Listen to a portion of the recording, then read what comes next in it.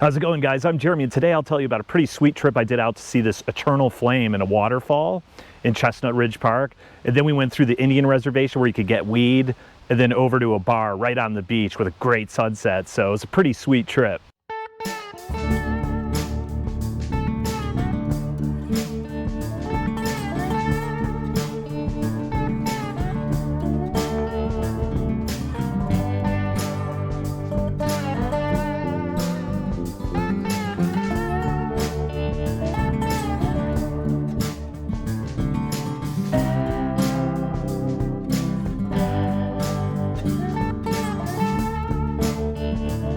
So I had been to Chestnut Ridge several times where this eternal flame was, but I guess I never visited it back in the day. I went sledding there all the time.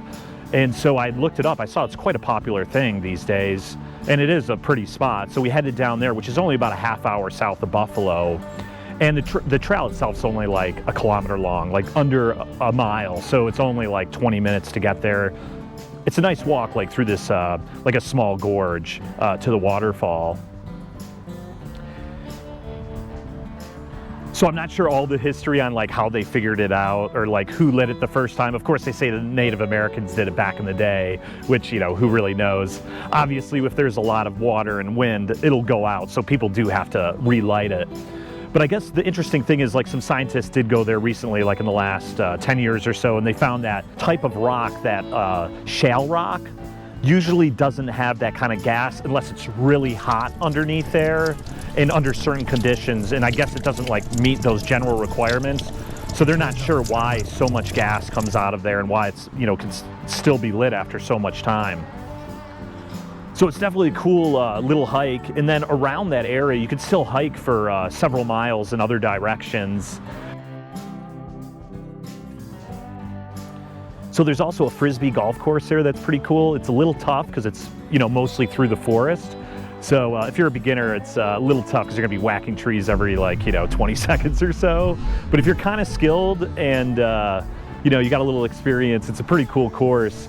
Also, if you mess up, you might not hit a tree. You have to go down into the gorge and stuff. Another thing you could do there is sledding or tobogganing. And I used to do this back in the day all the time. That was one of the most popular places for us to go in the winter when we were kids. And so, you know, maybe if you're an adult, that's not your thing, but you could definitely bring your kids there. We were pretty evil back in the day. You know, we'd be going down and like pull the back of people's sleds so they'd fall off. Or we'd see people's legs when they're walking off the bottom of the slope and we'd nail them. So I'm sure we made some tears roll back in the day. And then if the eternal flame didn't light your fire, you can always head to the res for some weed. So just down the road a little bit, we went through the Cattaraugus Indian Reservation. I guess there's like 5 Indian reservations in Western New York. I think there's like 10 throughout the state. And they used to be known because you can get cheap gas there. You know, they don't have to pay like the same amount of taxes as other places in New York. So they always had the cheapest prices back in the day. I remember getting gas for like $1 or something, if you can imagine that. So nowadays it's still like, I don't know, 50 cents cheaper or whatever. But now New York legalized weed last year in September in 2021. So you could have up to like 3 ounces or like 26 grams of concentrated weed, like hash or oil or something like that. So they used to have it, I think in 2014 they legalized the medicinal marijuana. And so yeah, the Indian reservations were able to, I guess, get the license to do it on their own first, because maybe they don't have as many regulations. And then once New York figures out how they're going to issue the licenses and the taxes, they're going to start issuing that soon, maybe even like the end of the summer or in fall. So a big game changer for New York, and especially these reservations, because now they can obviously, you know, capitalize on being the first ones to open all these places.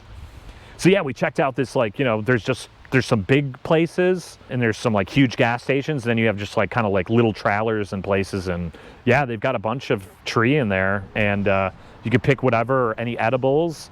And not that I bought anything or whatever to use it, but if that's your thing, you could check that out. And then right down the road, if you keep heading up west, you can head out to the beach. I guess that's maybe called Lake Erie Beach. I'm not sure the name of the beach, but that's where Mickey Rat's is, which has been a popular place, I guess, for, I don't know, almost 30 years. I think they're actually going to close after this season, so you might want to check that out.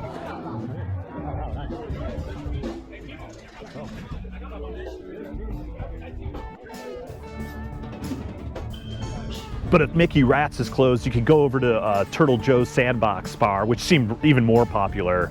It seemed like that was totally packed. I guess they have like decent food and stuff. And then behind those places, you have like a bunch of seats set up, and you could hang out on the beach. You know, you could go swimming or whatever. Which actually, you know, the water's not too bad. You know, it's pretty decent. And you know, the good thing about being on the Great Lakes is that it's not salt water. So, you know, when you're on the ocean, it's nice and everything, but like having the salt all over everything is a little obnoxious. So the fresh water is a little better. And you can even go out on some boats and go fishing there. I know they reintroduced like the sturgeon fish, which is like a pretty good sized fish. Like it could be huge. I think up to, you know, almost like 200 pounds. So that's come back in the last couple decades. And there's tons of other fish you could get. And so it could be really good for fishing and stuff like that. So yeah, it was pretty cool. You know, they had a band out there. We had a couple drinks, and then we headed up, you know, along the road that goes along the lake, and you can just check out the houses on the side of the road, and just tons of mansions on the lake. Really, really pretty places. So that's kind of neat to check out on your way back. And then there's like 2 or 3 other beaches you could check out. Like we stopped at Bennett Beach, which had an awesome sunset. Then we stopped to get some pizza and then some ice cream. I have no idea why we had the munchies. So anyway, it was a sweet day. If you're headed out down to south of Buffalo, that could be a great trip. Either going to Chestnut Ridge, see that eternal flame and go hiking, or if you go down towards Gowanda, as I mentioned before in another video, Zor Valley is like my favorite. You could hike through that gorge, and that's pretty nice for an hour or two.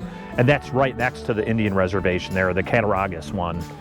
And then that goes right out to the beach. So that could be a really cool kind of a loop you could do on some of your free time, like a weekends or whatever.